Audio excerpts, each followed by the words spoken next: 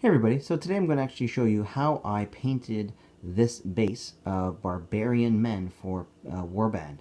And these models are 10mm Pendraken minis. And let's give a little spin a zoo. Yep, my method of painting is very basic. It's quick, it's easy, quick and dirty even, if you'd like to call it that. Yeah, basic stuff, get an army on the table as fast as possible. Once again, I am using 10mm Pendraken minis, 60 by 30 bases. The standard for the game is 100 by 50 millimeters, but I'm using 60 by 30 to save table space, allow me to play on a smaller table, and it also saves me in the number of figures I need to purchase, which is an extra bonus. But you already know that from other videos that I made. So let's get into the very few steps it takes to get this this kind of base finished. Here we go. Alright, so here we are a few steps in, and so far I have taken the figures out of the packages, sorted them out, and cleaned them up. And it doesn't take a lot to clean these guys up. Very little cleaning up actually, so you have to make sure you scrape the bottom of their bases so they have a nice level bottom. And there are a few areas of flash among some figures, but not all figures, so it's a very quick cleanup.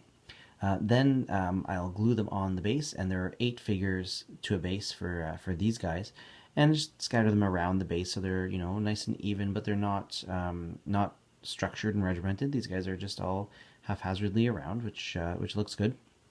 Once they're glued down and that dries, I'll use white glue to put some sand down, and once that first layer is dry, sometimes I have to go back and fill some of the cracks with more sand. So just a second helping, and that's usually like a day later. So 2 days after I've started, I then have figures glued down with sand on their bases. Next, I'll spray prime, and very often I brush prime, so especially bigger figures. But with 12 bases like this, I found it easier to just go outside when the weather started becoming a bit nicer, and spray prime. And I used gray, and you can use whatever color, of course, but I've got some gray, and I like gray. I don't really care for black primer. I usually go with white or off-white. My brush primer is off-white, but the spray priming in gray is something I like to do. I did brown before. I've done brown, black, white, and gray, and brown was a favorite of mine for a while. I think brown would have actually been really good with these guys, but I didn't have any more. Actually, brown would have been really, really good. But yeah, anyway, gray is what I had. And then once that was all dry, and that was probably a couple days I waited, I then used Blood Tracker Brown for the base, and that's my go-to ground coloring. I'm running out of it, so I either have to get more or get a similar color. And if I can't find a similar color or another one of these, I'm going to have to switch my basing colors, but I just pretty much, as you can see, pretty messily get that down with a big messy brush all over the base, and it gets on some of the figures, and actually on all of the figures, and that's okay, no big deal. So after that, when that's dry, we're ready to start the next step. Okay, and that next step is the skin. I use Cardic flesh on these guys. I used Midland flesh for my dwarves, but I think I went with Cardic flesh on these guys because I think they're out in the sun. They're barbarians, so they should be nicely tanned and oiled up. You can see some of the areas are a little, I guess, shiny, because I just finished putting the paint down. But as you can see, for the most part, I just slop on the flesh all over the place. I don't follow up on the weapons because I don't need it there, but pretty much everything that's, well, not pretty much, but everything that's skin needs to be colored, and if it gets on the weapons and the like, even on the floor, it's okay. This is a messy step, and I'm okay with just going over onto areas that will be covered later, or going onto the groundwork, which I'll fix up later. Alright, that's that step. Alright, so the next step is to add various colors, and I've stopped here after adding a bunch of the browns, black, Crixbane base, which is like it's like a grayish, greenish kind of dark color. dark gray, but with like a tint of green. But I like to use that for hair and stuff.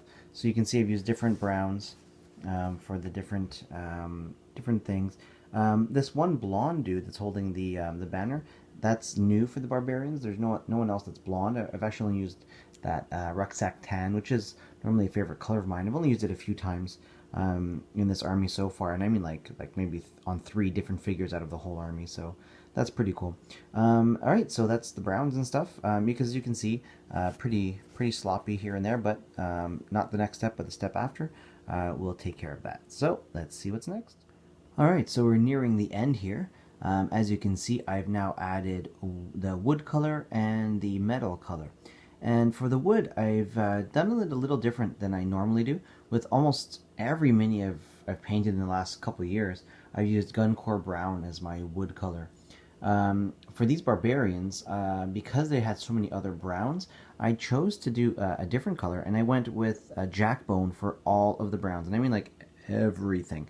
All the woods that they use Jackbone. It just gives it a lighter color, distinguishes it a little bit from the rest. So a little bit of a departure, but you know, it's cool.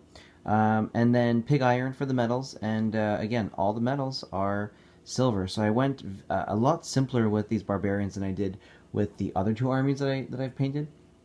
I think it worked out just fine. Yeah, so that's it. Just a couple more steps and we're done. So the next step will be to touch up everything. So mostly it's going to be touching up the skin. Not too many areas where I have to touch up the hair or the clothing or anything, but definitely the skin is the major touch up. And then after that, I'm going to give them a wash. So next time you see these guys in a couple seconds, they'll be washed. Yeah, so here we go. All right, here we go. One more step to go. Now that they've been washed, drying, you can probably tell the difference between the last scene and this scene. I just need to put some flocking on the base, and they're done. So let's do that, and we're done. All right, and here we go. Final product. As you can see, the flocking is down, the wash is dry, all the touch-ups have been made, and there we go. We now have a completed base for Warband.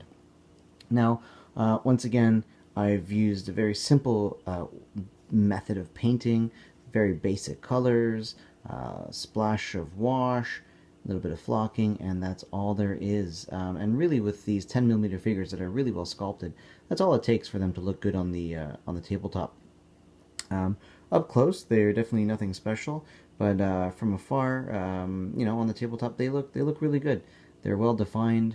The colors, you know, really work for these barbarian dudes, and yeah, I think it's a good one. So, yeah, you know what? Let me just show you the last little bit that I did. That's how I flock. I put a little glue from my little glue tray, and that's just white glue. Oh, sorry for the... Come on, just focus. You know you want it. There you go. I just put some glue on there, and then use my tweezers out of the little baggie and just dump it on the base. Give it a little shake, and there we go. And there's the rest of the army. That's what they look like. So that army's done. Anyway, so that's what he looks like in the end. So thanks for following along with this, and if you have any questions, please ask. But again, very basic. Just a few colors, nothing special, and there you go. Easy way to get a Warband army on the table. Anyway, thanks for watching. Check out more videos coming soon, and yeah, get into this game. It's a good one. Thanks a lot. Bye. And one last bit, here are the colors that I used. Very few for 12 bases worth of an army. Not bad, I think. Blood Tracker Brown is what all of the groundwork is colored. Cardiac Flesh for all the skin. And then the next few are all the different hair and clothing colors. Battlefield Brown, Bloodstone, Bootstrap Leather, Crixbane Base, Thamar Black, Rucksack Tan. And then we get into Jackbone, which is the wood and the tusks and horns of the animals. Pig Iron for all the metals. Trollblood Highlight for just one of the howdahs for one of the mammoths. And the stone, yeah, the big stone on the wizard's base. Beast hide for some of the areas of the what do you call these guys? the bison. Actually, the bison bodies are all beast hide, and the mammoth trunk is all beast hide. Then we've got two different washes: Null Oil only for the gray areas, and then soft tone, quick shade soft tone ink for all, like everything got that. So that's all I used for these minis. Not too many, eh? All right. Anyway, thanks again for watching, and have a great one. See ya. Bye.